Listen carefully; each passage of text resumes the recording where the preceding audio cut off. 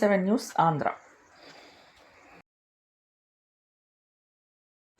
సర్దార్ గౌతు లచ్చన్ ఆశయాలు సేవలు రాష్ట్రానికి ఎంతో ఆదర్శం. రాష్ట్ర గృహ నిర్మాణ మరియు సమాచార పౌర సంబంధాల శాఖ మంత్రి కొలుసు పార్థసారథి నూజివీడు పట్టణంలో ఆర్టీసీ కాంప్లెక్స్ నందు ఏర్పాటు చేసిన డాక్టర్ సర్దార్ గౌతు లచ్చన్ విగ్రహాన్ని ఆదివారం రాష్ట్ర గృహ నిర్మాణ సమాచార పౌర సంబంధాల శాఖ మంత్రి కొలుసు పార్థసారథి ఆవిష్కరించారు.